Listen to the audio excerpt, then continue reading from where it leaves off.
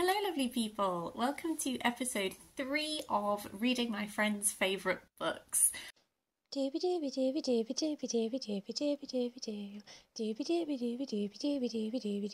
Vlogs! I really enjoy these videos that many people have done by now, where they read booktuber's favourite books, or Jen Campbell did one where she read her author friend's favourite books and all that kind of thing. So at the start of 2023 I put the call out to any of the lovely people in my life to let me know their favourite books, and I have been working my way through them in groups of 3. This is the 3rd episode of 3 books. And I'm not going to waffle anymore, because you've probably watched the other 2, so you know what I'm doing. I did think about opening these videos by telling you the 3 books that I would be reading, but to be honest with you, I'm such a mood reader that I actually, at the point that I'm recording these, don't know which books will be in this one. So I'm just going to dive in to tell you about the first one that I finished. So, this first book that I finished for this episode is recommended to me by my friend Becky, who I work with. A lot of the books in this series are people who are my work friends because I work in an editorial department, so obviously a lot of the people that I work with are very passionate about books and reading, and they're very avid. My knowledge of Becky's book taste going into this is that she has said to me before that she is a massive YA reader. That is very much like her niche where she is comfortable. And I know that she really enjoys reading YA fantasy, that kind of thing. The other series of hers that I know that is a favourite is, and I think it's the Selection series. I think that's the name. It's not one that I myself have read, but I know it is one that was very big when I was younger. I think that's the one where there are the women in the bottles on the covers. I can't really remember, I didn't read them. However, the book that she recommended for me, and she's actually very kindly lent me her copy of it, was Revel of the Sands by Alwyn Hamilton. This is the first book of a YA trilogy, and it is kind of blending Western, like spaghetti westerns, with Middle Eastern mythology to create this sort of fantasy world. One thing I will say for sure is, given my knowledge that Becky likes YA fantasy sort of series, and that she likes the Selection series, I think this one was published in 2016, if I'm not wrong. And yes, 2016, and for me that makes so much sense because this feels very classic with regards to 2016 like fantasies. I'm sort of saying that because I remember there was that little period where westerns became really popular in YA fantasy. I have read Vengeance Road by Erin Bowman, which was, I believe, published around the same time as this. And I know that there were other ones, I just don't know what they're called because I didn't read them at the time. I will say I liked this more than I liked Vengeance Road, actually, and that is potentially because I have come to the realisation that maybe I don't actually care for westerns that much. And so because this was blending westerns with like a fantasy, and a fantasy that like is very influenced by mythology and that kind of stuff, that's very much like my jam. Whereas I liked Vengeance Road by Erin Bowman, and I'm just using it as like a comparative point for like explaining why this feels very 2016 fantasy to me. I liked Vengeance Road, but because it was a very classic western, I just thought it was fine. And I had a perfectly fine time, and I don't think it was a bad book, but because I don't think I'm that into westerns, it didn't really hit very well for me. Whereas, because this is blending that western, like, gunslinger element with, like, more of, like, a fantasy magic system and all that kind of thing, I think that combination worked better for me. So I really enjoyed that aspect. We are following Amani, who has grown up in this, like, it's called like Dust Walk. I was going to call it Dust Bowl, and I don't know why. She's grown up in this place called Dust Walk, which is like a small village in the middle of the desert. They're very reliant on the factory that produces guns and that kind of thing. Like, they are a small place that is essentially like a backwater town. Like, she doesn't see a future for herself here. She really wants to escape. There is like tragedy in her past to do with like her family, and she really wants to escape this town where she feels constricted. She's an amazing shot. She trained herself to be a gunslinger, and so when this opens, she has just disguised herself as a boy to compete in this gambling den, to compete in this sharpshooting competition to try and get the money that she needs to escape and run away to the closest big town, where she knows that her mother has a sister there who she's never met, but she is holding on to as an idea of like, this is how she can escape this place. While she is there, she meets this mysterious stranger who she can tell is not from these parts. Shenanigans ensue, and like the plot very much goes from there. I generally really enjoyed this. I had a really fun time. I picked it up on a day where I had spent 3 hours trying to talk to my electricity company, and I really very much needed something that was like rip-roaring fun, and so that's why I picked this up, and I did absolutely rip through it. It was a really fun read.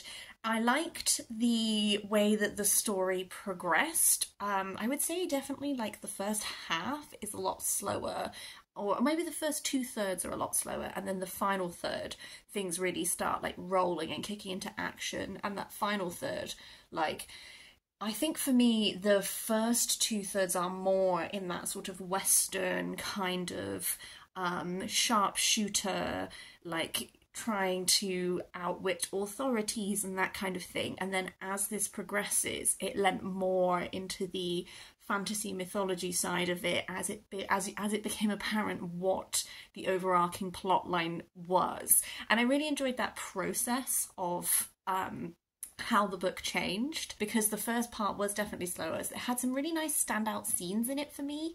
There is a scene very early on where there is these desert horses that are mythological, and they don't like iron, but then you can tame them by using iron, and our main character has like this sort of like standoff moment with one of these creatures where she tames it, and I thought that was a really like exciting like scene quite early on.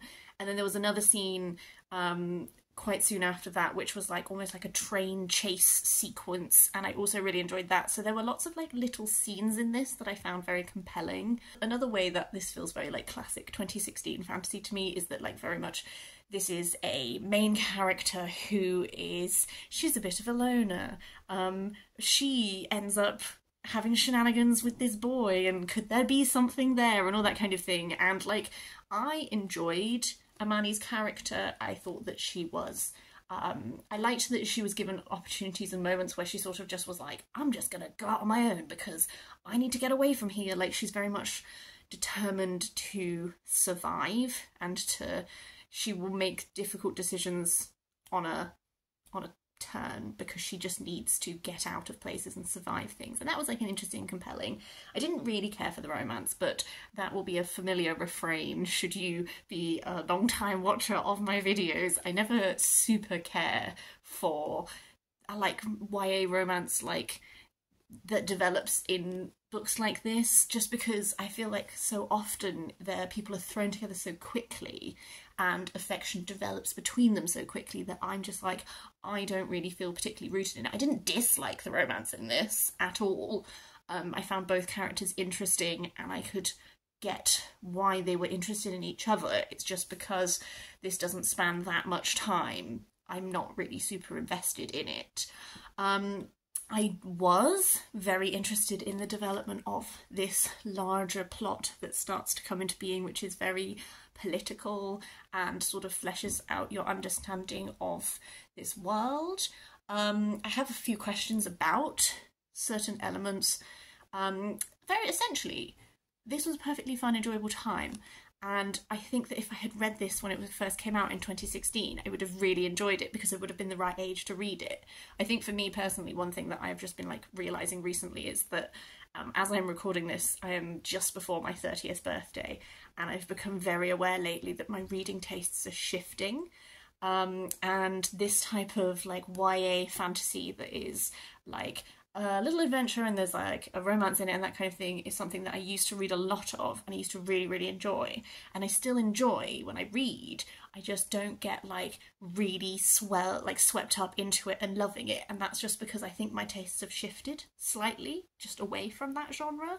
So can I understand why my friend really likes it? Absolutely yes, particularly because I know that she read this at the time it came out. It's signed by the author. I know that she rereads it a lot and it's like a real comfort read for her, and I can really see why. I think there's a lot of really interesting world building and ideas in mythology, and the characters are compelling. There's characters who get brought into it later that flesh out our main cast a lot, and I can really see as this series progresses those characters becoming like real like fan favourites and that kind of thing. So I think that there are like all of the elements in here for a classic like YA fantasy trilogy.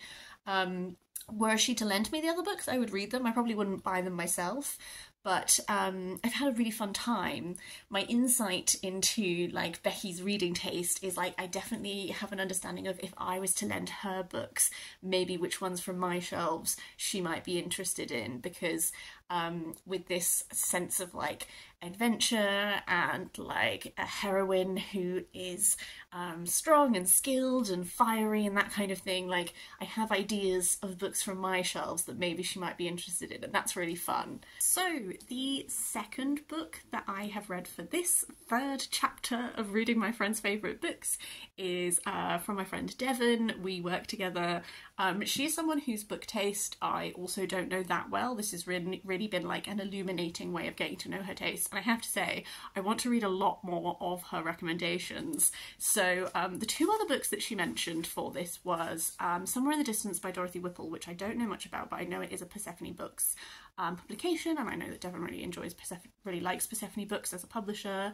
Legends and Lattes, which is, you know, taking the world by storm with its cozy fantasy-ness, that kind of thing. And this one, which is Figuring by Maria Popova.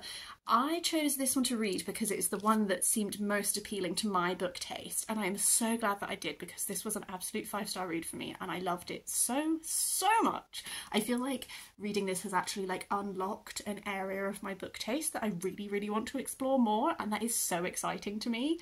So the way that Devon sold this to me was she was like, it's creative non-fiction and it's exploring a lot of different people from history, a lot of them queer, and it's sort of like just well, this is me interrupting my description of someone else's description to say that this is really looking at like the intersection between science and art in many ways. Like we start with Johannes Kepler and we end with Rachel Carson, and we explore so many people in between that, and so much of the time what we are looking at is where advances in science, be that astronomy, marine biology, like physics, like all of these myriad of areas that come under the scientific umbrella, how they intersect with also advances in what I would refer to as the arts, which again in this covers poetry, writing, sculpture, all of this. And that is something that I found so fascinating, because I would consider myself,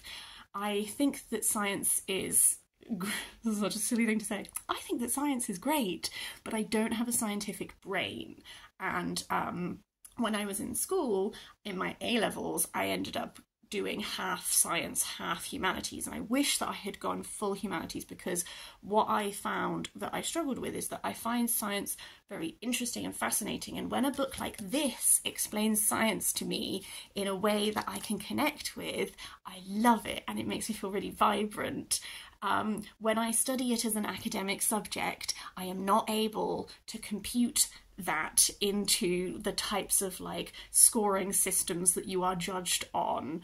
I had this with when I did art history at uni. I did like a random art history module, and I wrote my art history essays as if they were English literature essays, and I did well with that because that worked with a humanities subject, but I was not approaching it in the same way as all the people who I was talking to who are doing a art history degree were doing it. We had like different approaches because that's just how my brain works. And so this was wonderful for me because I feel like I have such a better appreciation for some of these absolute leaps of science, and also these like really groundbreaking ways of thinking differently, and how that is so intrinsically linked to, you know, like scientific principles when they're put out into the world can be so wildly controversial in exactly the same way that completely different forms of writing can be, or sculptural pieces and all that. Like this notion of challenging the known can be applied across mathematics and astronomy, as well as you know, painting movements and writing and all that kind of thing, and that was just like wonderful. I really enjoyed the writing style of this. This is a book that I think I've spent like a solid month reading, which for me is a long time, because I have, you know, reading is a hobby that I spend a lot of time doing, and so my reading speed is much faster than it used to be. So for some people, a month reading something is not that long of a time. For me, spending a whole month on one book is a bit of a like time that shows that I have taken my time with it, and it is a book that I have approached in a much slower manner. And I'm really pleased that I took my time with this, because the writing style, I have seen it critiqued with like unnecessarily florid language, or unnecessarily like too many words used for things and that kind of thing, whereas I did not feel that way at all. I loved the writing style of this. I found that we were dealing with such huge topics, but I also felt so rooted in these individuals. I've turned down a bunch of corners of this, and usually it's moments that made me cry because there are just some, with all of these figures, we spend such time with them that although a number of these are people which obviously have died because they were writing like 200 years ago, for some reason the moments where we talk about how their lives come to an end, I was so powerfully affected by that.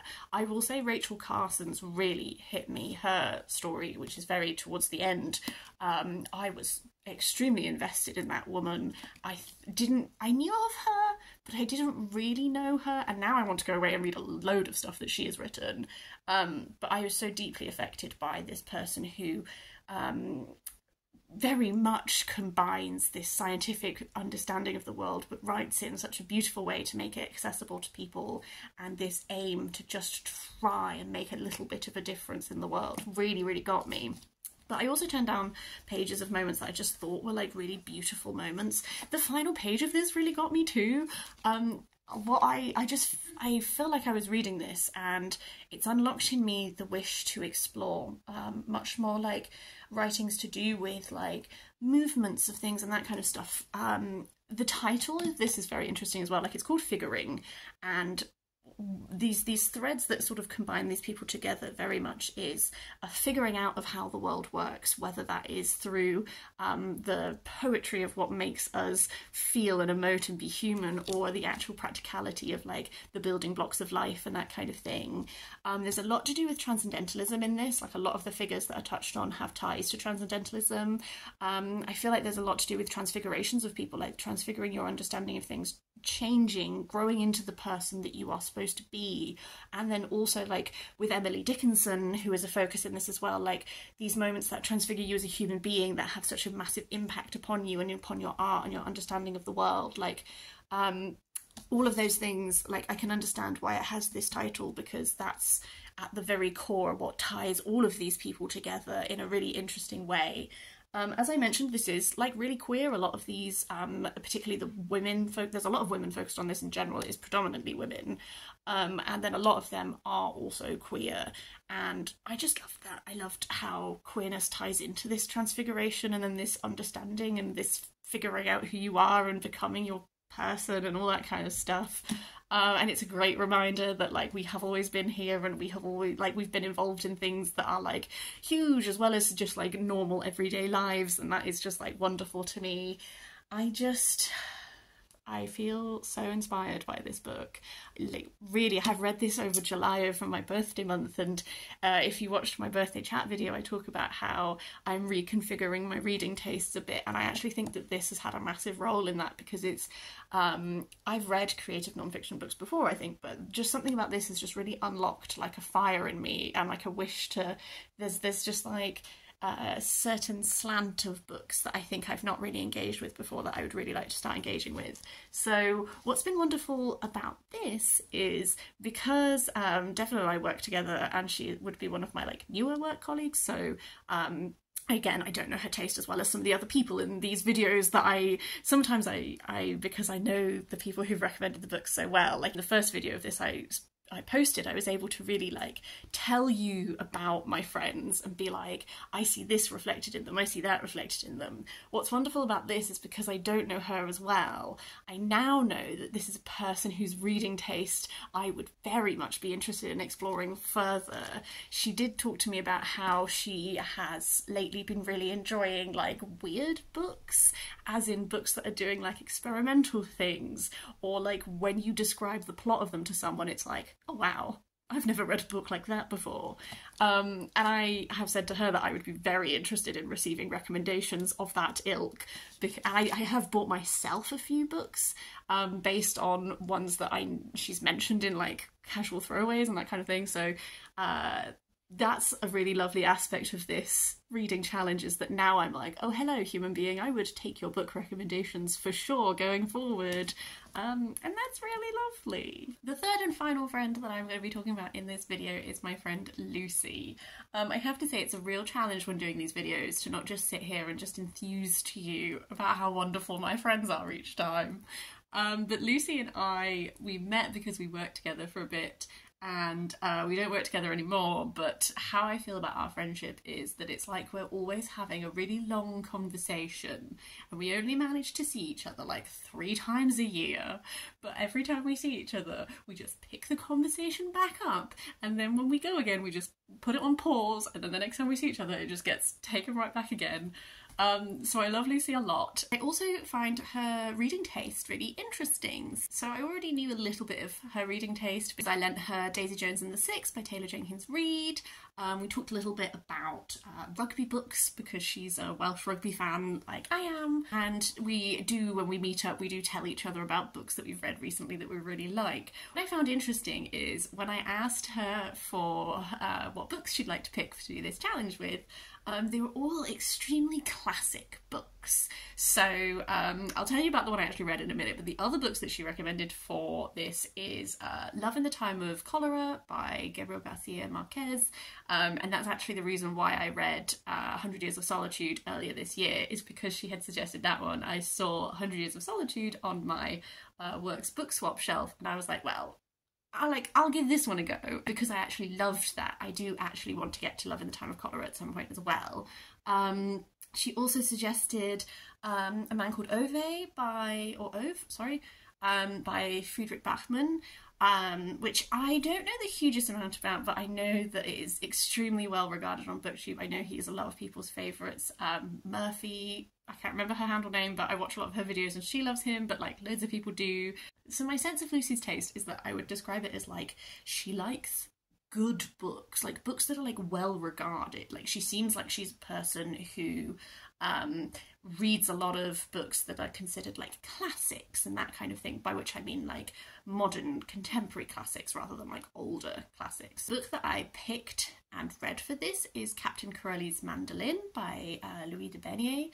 And I picked up this one because, to be honest with you, I think it was the cheapest one available on Kindle. All I really knew about this, to be honest with you, is that I had seen the movie poster that seemed like a very classic romance, and then also I think my mum had seen the film, and I remember like as a child occasionally she would like mention like, oh, Captain Corelli's Mandolin. What I expected from Captain Corelli's Mandolin going in is, because all I really knew was the movie poster where it's like framed very much like a romantic film, is I thought that this was going to be a romance and that we would potentially be rooted in like one person's perspective and then sort of just experience it in quite like a linear fashion. Whereas one thing that I really liked when I started reading this is that I realised quite quickly that that is not the case. This is a book that is rooted in the Italian occupation of Greece during the Second World War,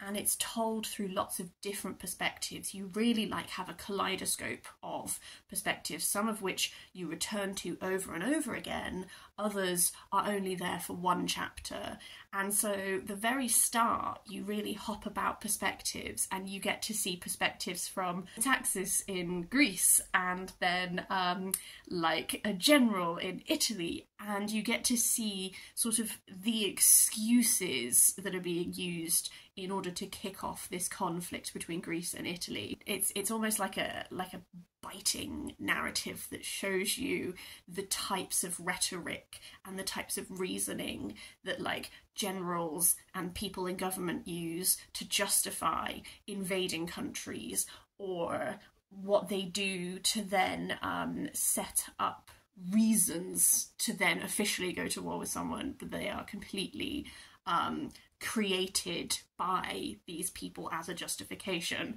And I actually really enjoyed that element. Like, I really enjoyed sort of contrasting that side with then the perspectives that are this village in Kefalonia. Our sort of main characters that we're rooted in is a Greek doctor, and then his daughter Pelagia, and then Mandros is a fisherman who is sort of courting Pelagia, and so you kind of get these like chapters that are from this like wider perspective that's showing you the machinations that are being done on a global scale, and then you get these chapters that are rooted in this village, and you get to really see like the politics of the village. Like, one person is a royalist, one person is a communist, and they're constantly arguing, like stuff like this. Like, I really enjoyed that contrasting of like high global politics and then like village politics, but also they were kind of put on like the same level, because you get to see that really it's all just like rhetoric that's being used for different purposes.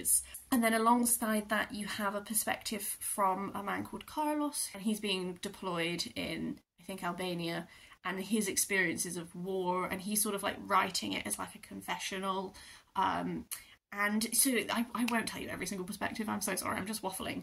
What I'm saying is that you get this real like piecing together of lots of different perspectives, and as war breaks out, and then Mandros goes off to join the war, and then much later in the book, when the Italians come and they occupy this village, that's when you get introduced to Captain Corelli, owner of said Mandolin. But it took a really long time to get to that point. Like, I don't think Captain Corelli actually appeared until like 50% of the way through the book, but that wasn't a problem to me, because I really liked this like view that really seemed to be just showing you how much of war is an absolute waste. Like, this one thing I think that this book is very much doing is just showing you like how much war corrupts and changes people, and like, what do you get out of this? You don't get anything good. Like, these people are physically tortured, they are mentally warped, like, it's just complete defying of logic. There are so many illogical things that happen in this on all sides, and like people having to act in ways that military procedure dictates, and this really shines a light on how absolutely like unconnected to reality those procedures are and all of that. So I really came away from this being like, yeah, this has done a really good job of just showing you like how utterly degrading war is. Like, all the characters in this come out as completely different people. They're like changed deeply.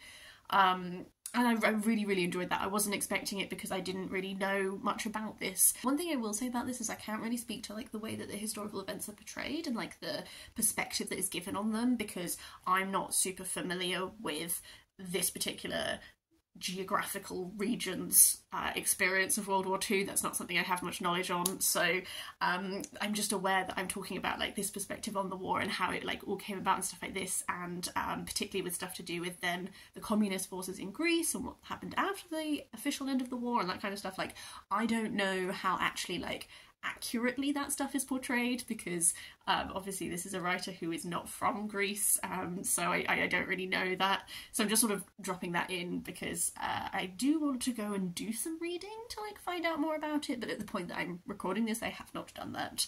Away from the war focus and to go on to like the actual like this village and the people in it and their relationships and stuff, I have to say I got so immersed in the lives and the characters that were in this village. These small conflicts and stuff that are happening before the war, and you know, like the in some ways the war like kind of unified people for a while. People with very different political opinions are then unified in their you know, dislike of being occupied, but then how the experience of being occupied by the Italians then changes into the experience of being occupied by the Germans, and then post-war and all of that. So this real like rooting in this specific place, like, grounding you in personal like triumphs and tragedies and that kind of thing alongside the greater triumphs and tragedies of the war worked really, really well for me. The Doctor and Pelagia like felt so real to me. Like by like the end of this book, I felt like so rooted in them as characters. I'm trying not to spoil things, but I don't think it's a spoiler because this is pretty much what I thought that the film was, is that, you know, Pelagia initially has this romance with Mandros, who is a fisherman in the village, and then he goes off for the war, and then they're occupied by the Italians, and that Italian regiment is headed by Captain Corelli, Antonio, and then they sort of, while being occupied, develop a bit of a romance and that kind of thing. I won't say anything more than that, but I think that is, I don't consider that a spoiler to tell you, because I think that if that's sort of like the common knowledge bit of the plot. I really enjoyed Pelagia as a character because I just really enjoyed this perspective of this woman who has been raised by a father who is unconventional in many ways. He doesn't want to give her a dowry because he considers it demeaning to have to women to be dowried. He brings her up so that she's really independent, but that in some ways is sort of the downfall of her relationship with Mandros, is that she has all of these hopes and dreams, and that doesn't really tally up with being a traditional Greek wife and what that role would require of her. It's only through this particularly horrible experience and conflict that she sort of really gets to realise that she has those ambitions and that kind of thing. So I really, really enjoyed Pelagia. There's so many like little village characters that I really liked. There's this guy who is like a really like strong man of the village, like as in he's like literally physically strong, and it's like a party trick that he picks up cannons and stuff like this. And the way that his character developed through it, I loved him. A particular favourite character of mine was Carlo, who is this Italian soldier. He's the perspective that we get very early on. We get to see how his experiences in sort of providing the excuses for the war to begin are like so harrowing. He's gay, but he keeps that very, very secret, and it's something that motivates a lot of his actions, because he's in love with his superior officer, and he tells you that like literally from the start of his first chapter narrative. He's a figure who I just found so lovable, even though he's sort of to the side a little bit. One thing I will say is that if you'd asked me like 70 to 80% of the way through this book how I felt about it, I would have told you that it was a 5-star read for me. I wept over this book. By the time that things were like climaxing like 70 to 80% of the way through, I was so emotionally affected by what was happening to people that I didn't even really consider myself that attached to, like the Italian soldier battlement that sings opera and everything like this. Like some of the stuff that happens with them I was like so affected by, and with various other characters in this I was like so deeply in it. And that's actually the point at which I went out for dinner with Lucy and we talked about this book, and I was like, I'm loving it. I did not like the ending of this book. The last 10 to 20% I was reading and I was like, oh no, oh no, oh no. The best comparison I can give you without spoiling anything is I felt a bit like when I was reading Anna Karenina and you get to the final book and it's just like Levin telling you about farming practices, and you're like, okay, I guess, fine. You know, I was like, I guess I see what you're doing, but like the magic is gone. I don't care. And I really felt like that for like the last 20% of this book, because we sort of just, we really take it up to a much more contemporary point in time to when the book was written, and it like gives you like the outcome of everyone in this book. Like we continue to follow the generations to like a certain point, and you know, you're just like, I don't care. I feel like if it had ended at like the 80% mark, I would have been like, so like, oh my god, the magic of this book. And then that last 20%, I was just reading it and I was like, oh no, the magic's fading. I don't care about these people. And some of the decisions that people made me actively dislike them. I'm really trying to talk about this in a way that doesn't spoil it, but so much about the ending of this.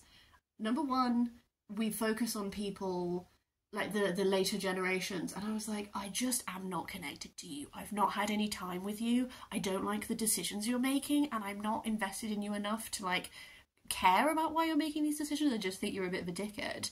And then there's some stuff to do with how the romantic storyline is concluded that I found so deeply irritating. If you have read this book and would like to talk to me in the comments down below with spoilers about what I didn't like, please do feel free to leave a comment. I don't want to ruin it for people who have not read it. I feel like it's potentially deliberately done. Like, I don't feel like at any point in this was the author setting out to write like a traditional romance that ends with like a happily ever after at a specific point that would then set them up for like a beautiful life together. So in many ways, like, I think that this is probably entirely the author's intent and that kind of thing. There's a lot of stuff that essentially comes out of like, could you not have just had a conversation? And I find that so annoying in romances when you're like, all of this could have been avoided if you had literally just taken the time to have one single conversation with each other rather than just never doing that and assuming things and then time passing and now we're here. I find that so annoying. I will say, like, kudos because it made me feel. What it made me feel was deep annoyance, but it did make me feel. And I do appreciate the way that part of the purpose of like bringing us up to a much more contemporary time was to see how Greece had changed, specifically Kefalonia. I really do appreciate the way that it's sort of showing you like how do you, like, this community that had this particular way of life that has been so deeply changed by the war and then other things that happen in history and that kind of stuff. Like, what is that community like now? What is it like if you're like a local who lives in this place? Like, what is your daily reality? All of that kind of stuff. So I do appreciate that. I found that last 20% a real challenge, and I really don't know how to rate this book because, again, if you had asked me 80% of the way in, I would have just had to say that it was a 5-star read because it just made me feel so deeply. And then there are also other things that I would critique this book for, absolutely. I think that it's a very long book. You know, it's over 500 pages, and there were certain chapters where I was like, okay, I see what you're doing. I don't think this chapter needs to be this long. Particularly some of these like asides and stuff. There's like a whole chapter that's like this political pamphlet that they print and distribute during the war, and it was so long. I was like, I would have got the point from just like a few pages. So there is definitely like an excess of this book. I also found sometimes there was like an excess in the language used. He is very descriptive. He likes to use lots and lots of words and vocabulary and that kind of thing. And then sometimes when I looked at certain phrasings, I was like, what do you mean by this? These words paired together, like, I'm sure, like, it sounds nice to say it, but when I actually like stopped to think about like, what are you trying to express with this phrasing? Sometimes I came up with a bit of a blank, and I was like, what does this mean, my friend? What are you doing here? So like, I definitely think it could have been like edited a bit. That's like my personal taste. I recognise that this is a classic that like loads and loads of people are head over heels for, so, you know, it's just part of this is, you know, I'm obviously giving you my opinion. Why do I think Lucy likes this book? Well, we had a whole chat about it, and I can tell you, and a lot of our like sort of overlaps very much. She definitely said that she just felt so swept away, she felt so immersed in it, and I did too. I absolutely had that. Other things she talked about is this whole conversation I've been having about the complexity of war and how there is no like one story here. This is a story of a place, and that place is made up of lots of different people, and each person has a different perspective and each person has a different story. And so she really liked all the perspectives. She really liked the way that it did just shine a light on the absolute corrupting nature of war and how it changes people and how it is engineered by people in positions of power, but it affects most strongly the people who don't have political power.